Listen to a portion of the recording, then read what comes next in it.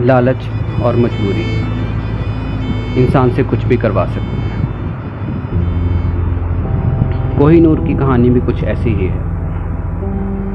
किसी के लालच ने किसी के मजबूरी का फ़ायदा उठाया और कोहिनूर भारत से इंग्लैंड पहुंच गया। आखिर किसका लालच था और किसकी मजबूरी थी, ये हम आज के एपिसोड में जानेंगे। दोस्तों, अगर वीडियो अच्छी लगे तो प्लीज़ लाइक और शेयर करना ना भूलें और ऐसे इंटरेस्टिंग फैक्ट्स के लिए सब्सक्राइब ज़रूर करें। जैसा कि हमने पिछले एपिसोड में सुना था कि कोहिनूर के साथ एक सुपरस्टिशन भी जुड़ी हुई है कि ये किसी आदमी के पास रहता है तो दुर्भाग्य लेके आता है और स्त्री के पास रहता है तो सौभाग्य लेके आता है। ये सुपरस्टिशन शायद किसी हद तक सही भी है, क्योंकि ये अब तक जिस किसी आदमी के पास भी रहा है उसके लिए उसका जीवन दुर्भाग्यपूर्ण ही रहा है। इसमें सबसे पहले हुमायूं का नाम आता है, जिसका जीवन दुर्भाग्यपूर्ण रहा। हुमायूं का जीवन भी दुर्भाग्यपूर्ण रहा। वो शेरशाह सूरी से हार गया।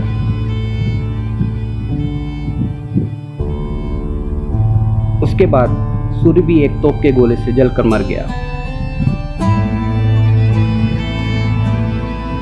उसका पुत्र जलाल खान अपने साले द्वारा मारा गया। उसके साले को उसके मंत्री ने तख्ता पलट कर दिया। इसके बाद वह मंत्री भी एक युद्ध में आंख में चोट लगने के कारण हार गया और अपनी सल्तनत खो बैठा।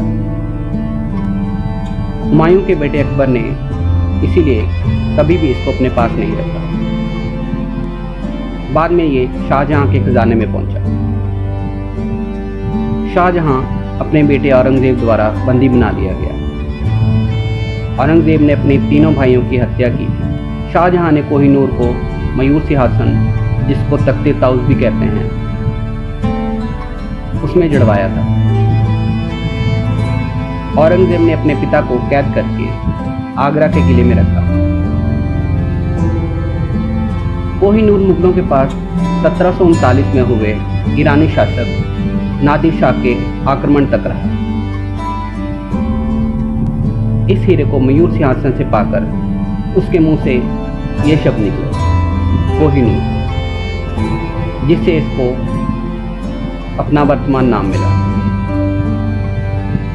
1739 से पहले इस नाम के बारे में कहीं भी मेंशन नहीं है। कोहिनूर का मूल्यांकन नादिर शाह की एक कथा से मिलता है।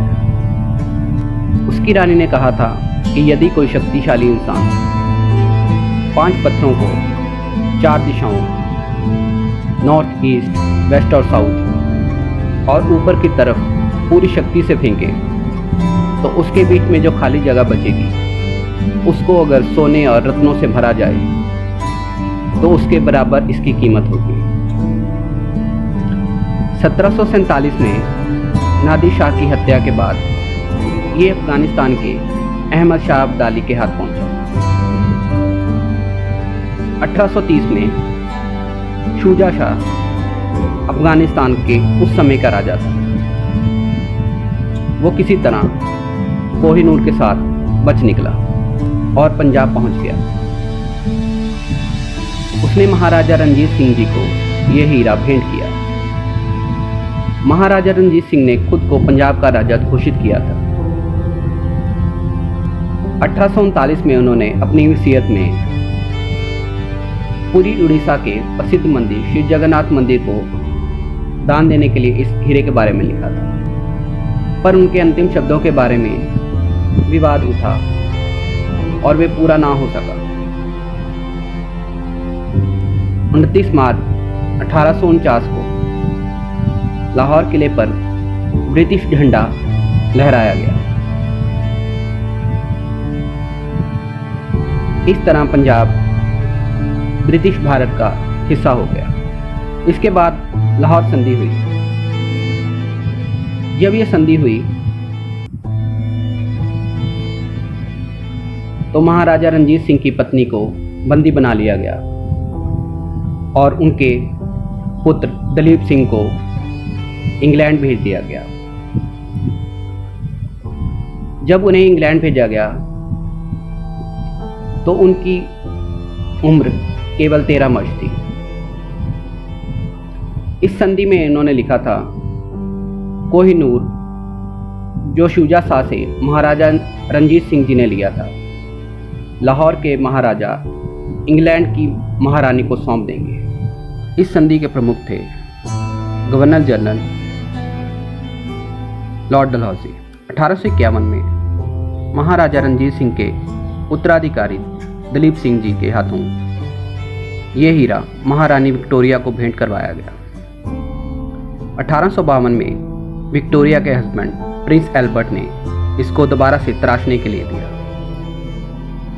तराशने की वजह से इसका वेट 186 कैरेट से घटकर 105.602 कैरेट का रह गया। तराशने की वजह से यह हीरा और खूबसूरत लगने लगा था, पर प्रिंस एल्बर्ट ने इसको और 2000 बहुमूल्य हीरों के साथ मुकुट में चढ़वाया। महारानी अलेक्जेंड्रिया फर्स्ट क्वीन थी जिन्होंने इसका इस्तेमाल किया। इसके बाद ये महारानी मैरी थी जिसके पास ये हीरा पहुंचा।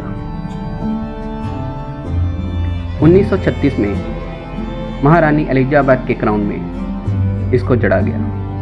दोस्तों, दुनिया के सबसे दुर्लभ और बेशकीमती हीरे कोहिनूर की ब्रिटेन की महारानी के मुकुट तक पहुंचने की दास्तान महाभारत के कुरुक्षेत्र से लेकर गोलकुंडा के गरीब मजदूर की कुटिया तक फैली है।